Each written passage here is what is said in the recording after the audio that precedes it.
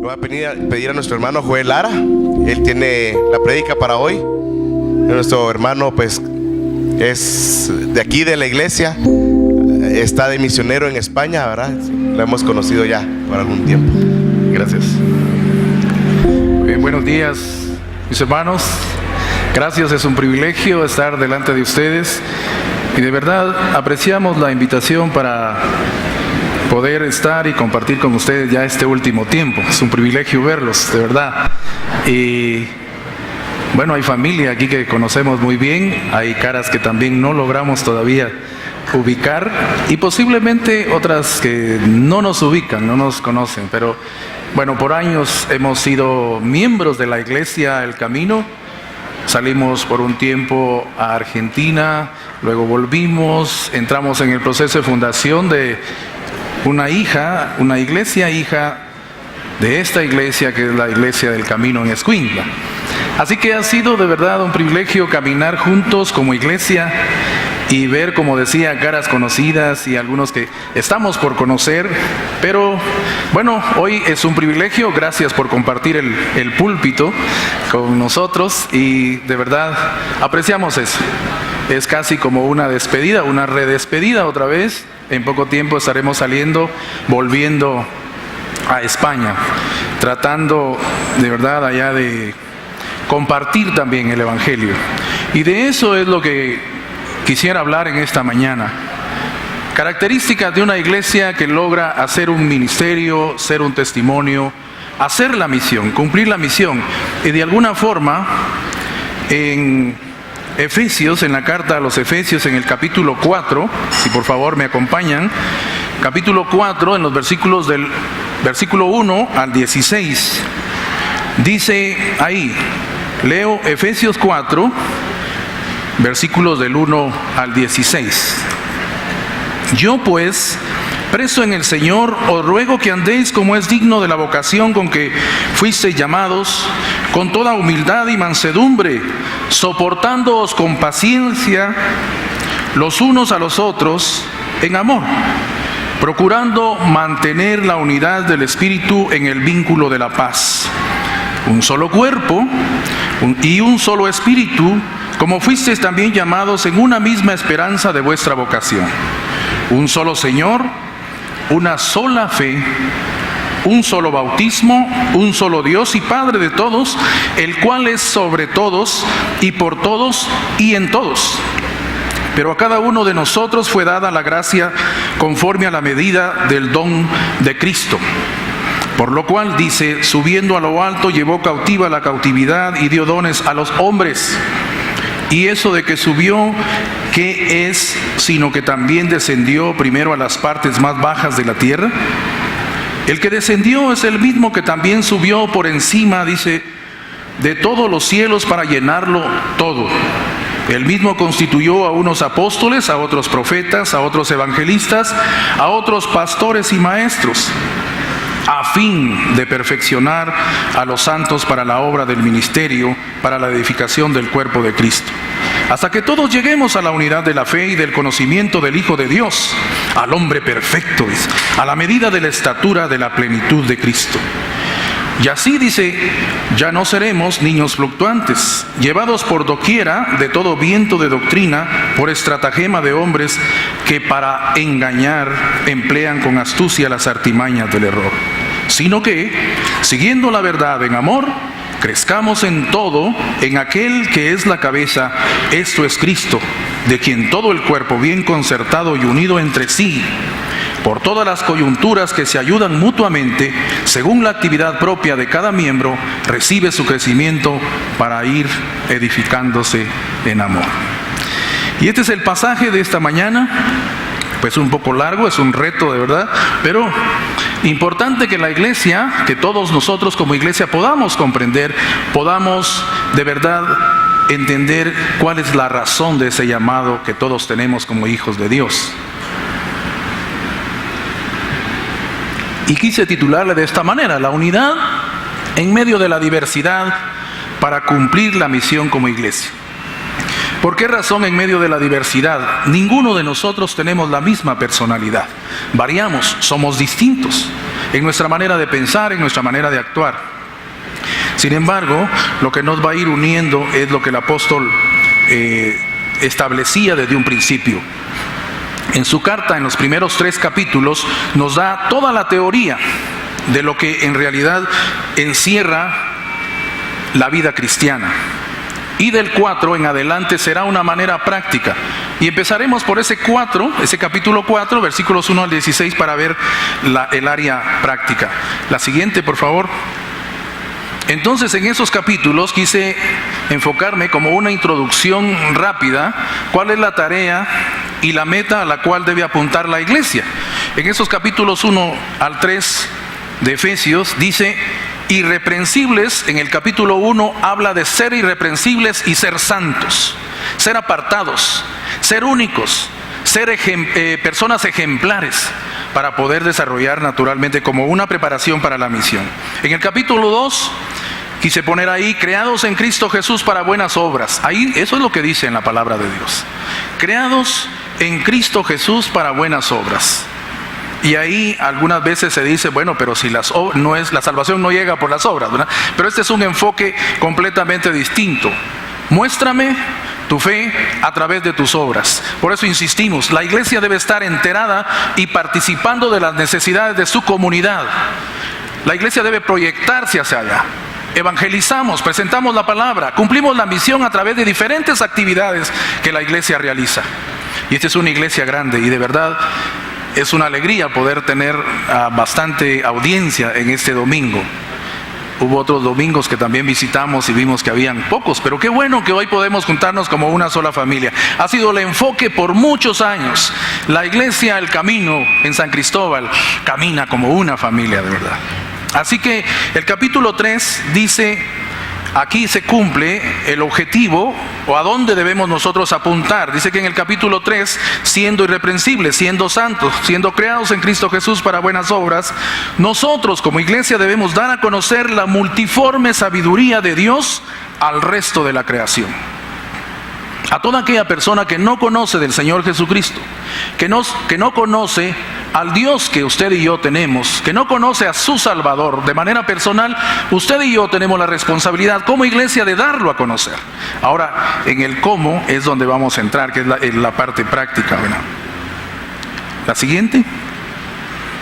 Así que la nueva sociedad que Dios está llamando a la existencia, todavía estoy antes del capítulo 4, en el área de teoría diríamos, ¿no?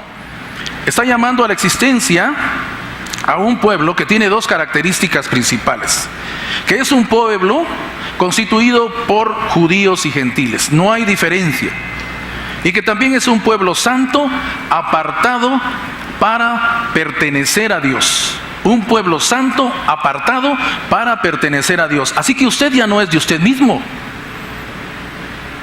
Si nos damos cuenta, dice la palabra, un pueblo apartado, santo, para pertenecer a Dios. La siguiente. Así que la iglesia cumplirá su misión cuando muestre una vida pura, una vida apartada y justa, proyectada hacia la otra parte de la creación. ¿Hay algo para dar de parte nuestra? ¿Hay algo para compartir de parte nuestra, aparte de la palabra de Dios? Por años hemos trabajado como familia en jornadas médicas aquí a nivel de Guatemala. Y lo hemos hecho desde más o menos, estoy hablando de más o menos 1980. Cuando en aquel tiempo no había un vehículo para llevar la medicina, había que tutearse las cajas de medicina, ¿no? Llevar las cajas a tuto, como decimos aquí en Guatemala. Y así meterse uno en la montaña y conocer gente con gran necesidad, población nuestra que tiene necesidad que esta iglesia se proyecte. Así que si conocemos las necesidades de nuestra gente, aparte de compartir la palabra de Dios, también debemos ver sus necesidades. ¿A dónde podemos llegar a través también de cubrir ciertas necesidades? Siempre hemos hablado en el nivel secular que un niño con hambre no puede aprender el ABC. Pues es algo similar. El niño que va con el estómago vacío a las escuelas, y en nuestro país es una realidad. Un niño que va con el estómago vacío a las escuelas y después queremos exigirle que aprenda, que sea, pues que gane el grado. Y es muy difícil, de verdad, aprender con el estómago vacío. Y esa es una necesidad definitivamente que existe a nivel de nuestro pueblo. Y que debemos como iglesia también involucrarnos, conocer de esas necesidades y ver cómo podemos proyectarnos. Y dentro de ello, Dios nos dará la oportunidad de compartir el Evangelio, la palabra de Dios. Les ayudamos en cierta manera, pero Dios se encargará, el Espíritu Santo se encargará de salvar a aquel pueblo de doble manera. Así que, la siguiente, por favor. Aquí es donde viene la manera práctica y sería cómo es que surge y se mantiene entonces la unidad de la iglesia en medio de la diversidad. Cada uno de nosotros piensa de manera distinta. Estoy oyendo que tienen la plenaria para la otra semana, creo yo, ¿no? En 2 semanas. Tienen la plenaria y todo. ¿Y cómo llegamos a un consenso? Porque en medio de todo eso siempre hay asuntos, ¿no? Hacia dónde se mueve la iglesia.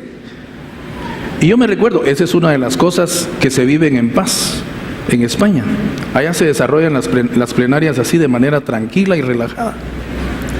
Aquí normalmente los líderes se preocupan, ¿verdad? Porque siempre hay gente que está, aquí la población naturalmente es mayor, la gente que está pensando en el mundo cristiano, en el mundo evangélico, está pensando cómo poder hacer que la iglesia camine, se renueve y se proyecte. Mientras que a veces en el cuerpo de líderes pues hay un pensamiento diferente. Entonces por eso algunas veces se dan las luchas. Pero digo, ¿cómo surge entonces si se mantiene la unidad de la iglesia? Dice ahí, depende de nuestro carácter cristiano. Y en adelantito miraremos las características de ese carácter, valga la redundancia, o los aspectos de ese carácter cristiano. Pero la unidad en medio de la diversidad también surge por la unidad de nuestro Dios. Dios Padre, Dios Hijo y Dios Espíritu Santo. Eso es lo que dice el pasaje que acabamos de leer. Está ahí basado en esa unidad, también nos pide y nos permite también tener esa unidad en medio de la diversidad. También dice que la unidad se enriquece con la diversidad de dones. Y qué bueno, definitivamente, cómo me gustaría tocar el sintetizador como lo toca el hermano, o la guitarra que luego con el pie le hace un vibrato y toda la cosa ahí. Me gustaría, pero no puedo. Tenemos diferentes dones y de eso se enriquece la iglesia y es lo que proyecta Dios. Es lo que proyecta a partir de la palabra de Dios, precisamente tratando de decir, miren, en medio de todas sus diferencias, vivan en unidad. Porque se necesita que se mire afuera. Se necesita que los de afuera, los otros, conozcan al Dios que ustedes tienen. Eso es importante para nosotros entonces como creyentes. Que se enriquezca esa diversidad, o esa unidad se enriquezca con esa diversidad de dones. Pero también esa unidad exige nuestro crecimiento hacia la madurez. Y yo diría, si usted recién se está integrando a la iglesia, buscar la manera de cómo desarrollarse, cómo madurar, cómo involucrarse dentro de la iglesia, cómo servir aquí adentro y pensar en cómo proyectarse también hacia afuera. Es una gran bendición, de verdad, llegar a ser creyente, llegar a ser cristiano. Pero también involucra compromisos. La siguiente, por favor. Entonces, estaba diciendo de que la unidad depende de nuestro carácter cristiano. Y ese carácter cristiano, ¿qué involucra? ¿Qué cosas debo llenar para tener el carácter de verdad, el carácter cristiano? Y aquí están. No nos va a gustar. De verdad, no nos va a gustar porque habla de humildad. Habla de humildad, habla de mansedumbre, habla de paciencia, habla de tolerancia y habla del amor. Para el amor posiblemente no tenemos mucho problema, pero para la tolerancia y la paciencia nos cuesta un poco. Y siendo humildes y siendo mansos también nos cuesta. Tenemos que reconocer, estos son 5 aspectos importantes, solo en el primer nivel donde decimos nosotros que esa unidad depende de nuestro carácter cristiano. La siguiente, por favor. La humildad reconoce el valor de sí mismo. Reconoce, usted como persona se reconoce así como alguien con cierto valor personal, pero también reconoce el valor de los demás. Esa humildad se refiere entonces a una humildad de mente. A una humildad de mente. No necesariamente tiene que ver la humildad con la pobreza o con la forma en cómo visto, no. La humildad de mente quiere decir su humildad interna le permite a usted ver su propio valor personal, pero también le permite ver el valor de las otras personas. Y es más, en algún espacio de la palabra de Dios se refiere a que nosotros debemos valorar aún más a las otras personas que el valor que nosotros tenemos inherente. En el trato personal y en el trato interpersonal, vamos a decir, siempre tenemos que pensar y considerar a las otras personas como más importantes que nosotros. Y eso de verdad Dios lo aprecia en su corazón. El hecho de que nosotros podamos mostrar la humildad, como decía en su palabra, sed mansos y humildes. Aprended de mí, que soy manso y humilde de corazón. Lo dijo el Señor Jesucristo. Así que el orgullo siempre resultará en discordia. Solo hice nada más un contraste ahí. Luego viene la mansedumbre, que es la otra de las características o aspectos del carácter cristiano. La mansedumbre. La siguiente, por favor.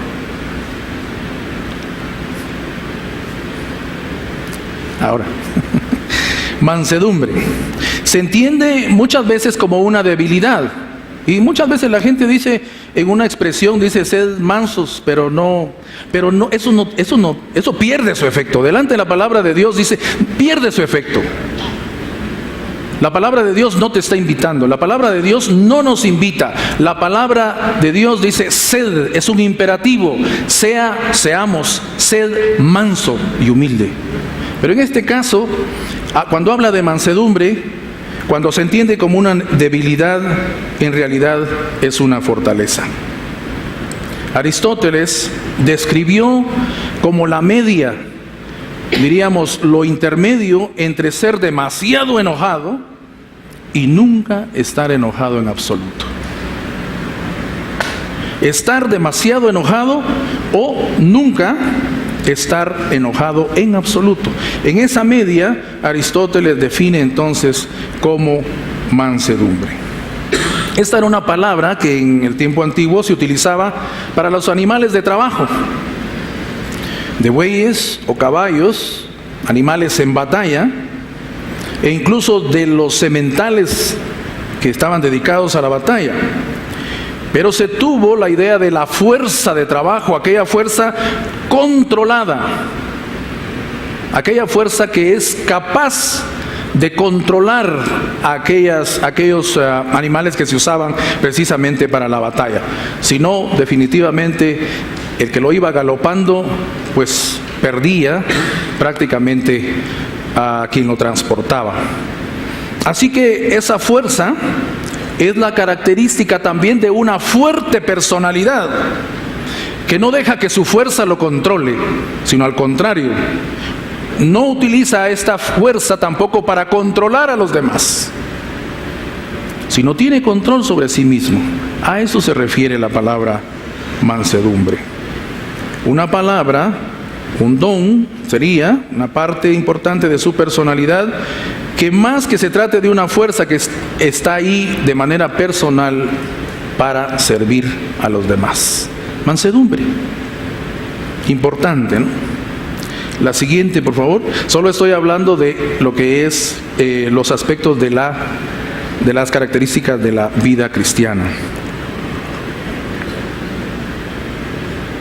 La paciencia es una actitud hacia la paciencia de manera personal que agrada a la gente. O sea, que la persona es capaz de ser paciente. El tipo de actitud que Dios tiene para nosotros. O sea, Dios siempre ha sido paciente. ¿Sabe cuántas veces nos equivocamos en la vida?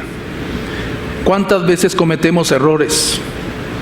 A cada paso. Y naturalmente Dios es paciente, porque si Él de verdad desarrollara su ira o su enojo, como nosotros algunas veces lo hacemos con nuestros hijos, que algunas veces es un enojo fuera de control. Se dice que cuando vamos a corregir a los hijos, debemos esperar un momento y no hacerlo en el momento que estamos enojados, se nos puede pasar la mano. Eso de todas maneras no ocurriría en España. En España, si usted levanta la mano para un chico y trata de corregirlo, el problema es que usted se va a la cárcel. El niño coge el teléfono, llama, la policía llega y se lo lleva a usted a la cárcel. No sé cuánto tiempo, pero hay un castigo por eso. ¿Cómo corregir a los hijos? ¿Cómo instruirlos? ¿Verdad? Porque ahí el ser humano es de por sí llevado por el mal, pero es uno de los factores que no se puede llevar a cabo allá. Sin embargo, Dios es muy paciente con nosotros y es el ejemplo que Él quiere que nosotros sigamos, así como Él ha sido paciente con nosotros, que nosotros también podamos serlo con los demás. El otro aspecto, por favor, la tolerancia mutua. Es ese tipo de tolerancia de uno a otro. Sin esa tolerancia no podríamos convivir. Sin ese tipo de tolerancia mutua, es decir, entendiendo las características que, por ejemplo, me permitió o nos permite con Alejandro llevar una amistad, y con cada uno, de verdad, es esa tolerancia, porque entendemos cómo es la otra persona. Puede ser que a veces venga triste, puede ser que a veces venga alegre, puede ser que a veces venga enojado, puede ser que a veces hable, porque existe una personalidad así, ¿verdad? Que de repente se encuentra usted a alguien y todo, y ¿qué tal? Y todo, y dice, ¿qué pasó? Porque aquella persona casi siempre, hola, ¿qué tal? Pero de repente le da un abrazo y dice, hoy se salió de lo normal, ¿no? Eso pasa, pero es la tolerancia, dice. Sin esa tolerancia ningún grupo humano podría jamás vivir en paz en determinado tiempo, en determinado espacio. Y por último, dentro de las características de la cristiandad o de la vida cristiana está el amor. La siguiente, por favor.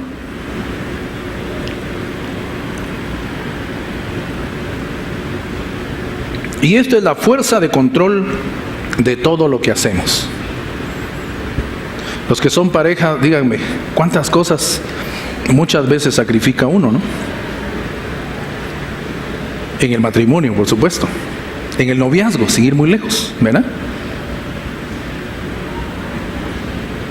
No sé cuánto tiempo tuviste o cuánto espacio tuviste que caminar, William, para visitar a Betsy por allá.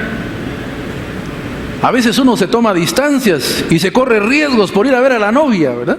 El amor. Hay cuantas cosas de por medio ahí en el amor. Y hay un sinnúmero, ¿no? Hay un ramillete de cosas que para poder entender el amor tendríamos naturalmente que describirlo. Pero el amor es lo especial. Eso fue lo que movió a Dios y envió a su Hijo Cristo Jesús por usted y por mí. Eso fue lo que hizo que Él bajara a la tierra, se encarnara. Y por eso es que Él puede hablar de humildad, porque Él dice que se despojó de todo aquello, estando como rey, estando en una parte especial, no tenía necesidad de bajar a la tierra. Sin embargo, dentro de su plan, pensando en usted y en mí, Él viene y baja a la tierra y nos modela una manera diferente de vivir, una forma distinta de vida. La siguiente, por favor.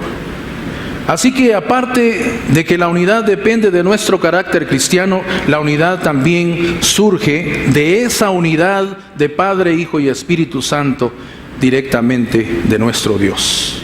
La unidad se deriva de ese hecho, de que el Padre crea la familia de Dios. El Señor Jesús es el centro de la fe, la esperanza y el bautismo. Por eso dice, una sola fe, una sola esperanza, un solo bautismo.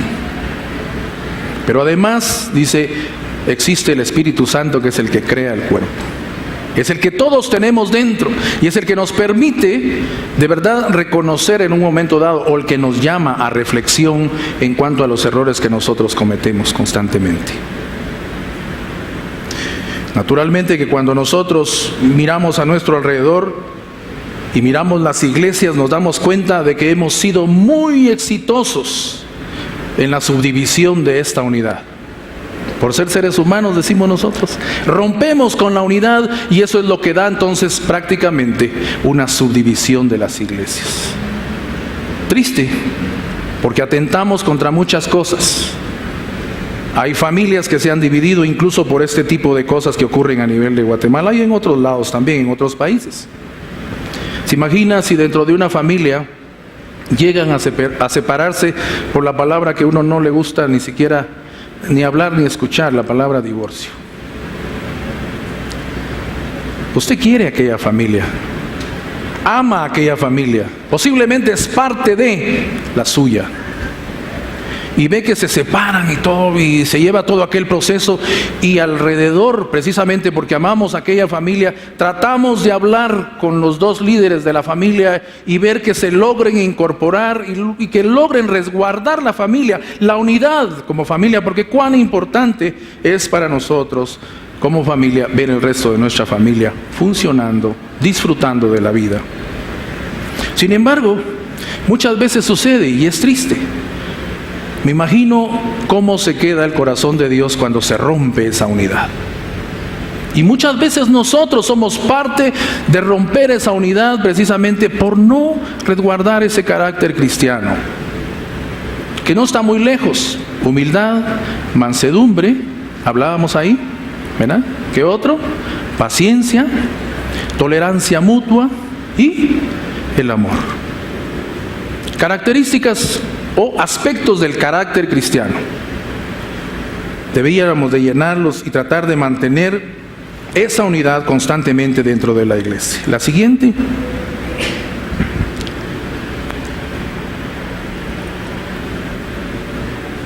Y era lo que decía anteriormente. Nuestra unidad se enriquece con la diversidad de los dones.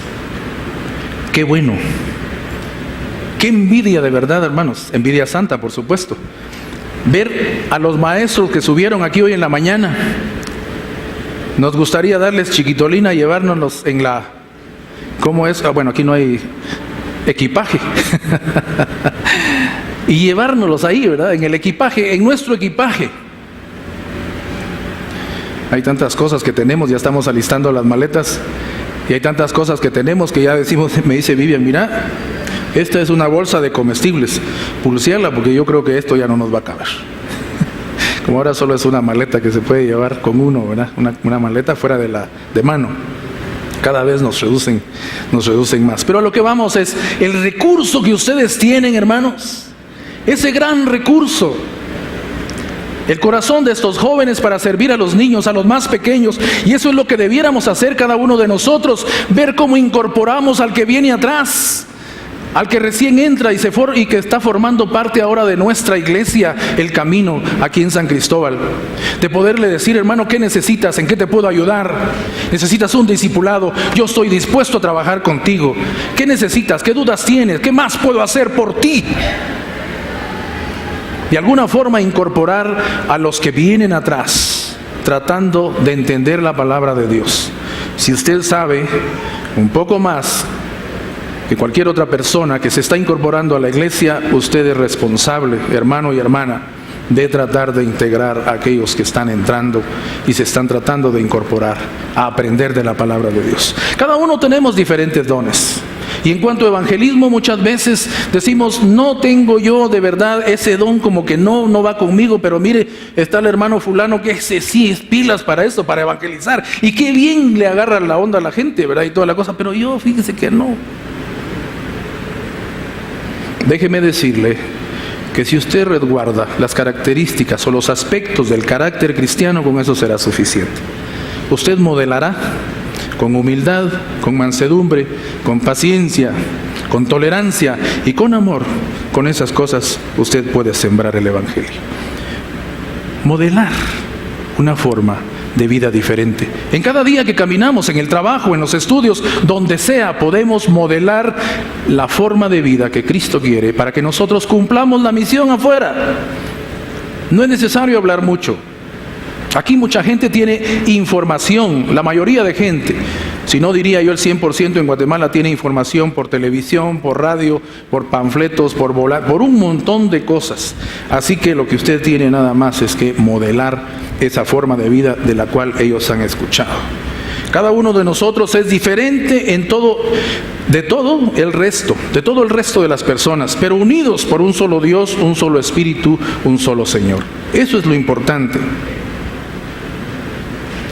Las diferencias que nosotros tenemos luego de que hemos sido creados por Dios, esas diferencias, esas diferentes formas de pensar, esas diferentes formas de actuar son las que Cristo quiere que nosotros trabajemos y usemos para prodigar la palabra de Dios afuera. Otra vez digo, hay gente que pasa enfrente de la iglesia y quisiera entrar. ¿Cómo nos va a conocer? Si por primera vez alguien viene, ¿cómo nos va a conocer? En las iglesias la gente se queda por la predicación del pastor, por la gente que atiende en la puerta, por la limpieza de sus instalaciones, y hay otras características. Pero algo muy importante es que muchas veces la gente que busca la iglesia viene herida. ¿Y cómo aprecia el trabajo de un diácono, de una diaconisa que le dice: bienvenida, bienvenido, pase usted adelante, disfrute del día de reposo, venga y conviva con nosotros, adoremos a Dios juntos? Quizá no le va a decir todo eso, pero el abrazo que usted le da como diácono al dar la bienvenida en la puerta, cuando usted da el abrazo, aquella persona lo puede sentir porque viene herida. Esa es una forma también de ir mostrando el Evangelio. La siguiente, por favor. Así que la unidad también exige nuestro crecimiento hacia la madurez. ¿Qué estamos haciendo nosotros por madurar? También tenemos que buscarlo. No esperemos que los hermanos nos busquen para estar en ese proceso de maduración, en ese proceso, en ese caminar hacia la madurez. También busquémoslo. Es una responsabilidad también como hijos de Dios buscar y tratar de madurar. La siguiente. El cuerpo de Cristo todo el tiempo se estará construyendo hasta que todos lleguemos, dice, a la unidad de la fe y del conocimiento del Hijo de Dios, a la medida de la estatura de la plenitud de Cristo. Importante pensar en eso, ¿no? Y cualquiera podría decir: nos falta mucho, nos falta un montón. Sin ir muy lejos, cada domingo es una lucha. Yo me recuerdo que cuando hacíamos el ministerio en Escuintla, el domingo, naturalmente uno planeando de salir temprano con la familia, salir con todos y meter a toda la familia en el carro, íbamos para abajo y de todo, y de repente ya con el tiempo estipulado, porque siempre hay, nosotros éramos 8, se pueden imaginar, más de alguno se atrasa, ¿verdad? O hay uno que le juega la mala pasada siempre, ¿verdad?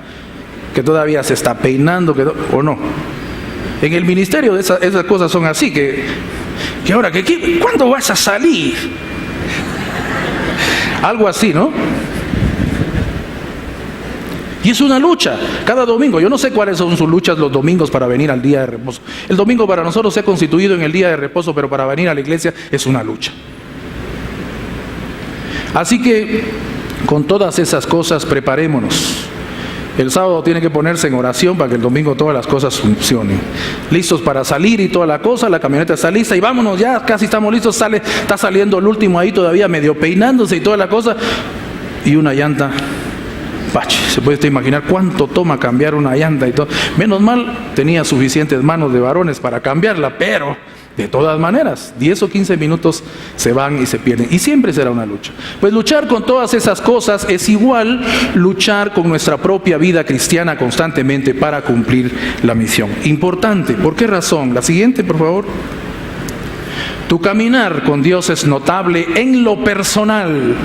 Tu caminar con Dios es notable en lo personal, pero también como iglesia. Y por eso digo ahí, cumple tu misión. Cumple tu misión. La gente lo va a notar, la gente lo va a ver, se va a dar cuenta. En Cruz Roja, ahí en el edificio, en las oficinas, decidí presentarme 2 veces por semana, a hacer un trabajo de oficina ahí, en un escritorio. Me armaron un escritorio y ahí estoy. Y bueno, ahora no, ¿verdad? Por supuesto. Pero ahí estoy colocado, estoy asignado. Y cuando entramos a la oficina normalmente, pues al entrar yo me tomo el tiempo para ir a saludar. Para nosotros es natural y es normal ir a saludar. En otro día, otra fecha, estábamos solo 2 compañeros ahí sentados ya en el escritorio, cuando entra alguien que traía siempre de Cruz Roja con cuestiones de víveres y ropa y todo, y llegó conmigo al escritorio y me dice: hola Joel, muy buenos días, ¿cómo estás? Y todo, y empezamos a saludar y nos saludamos, ¿verdad? Yo me levanté del escritorio, lo saludé y todo, y de ahí se fue a su escritorio. El otro que estaba aquí le dice: sí, le dice, yo soy el perro, ¿verdad? Yo no estoy, le dice. ¿Y tú de qué te extrañas? Le dice. ¿Tú de qué te extrañas? Le dice.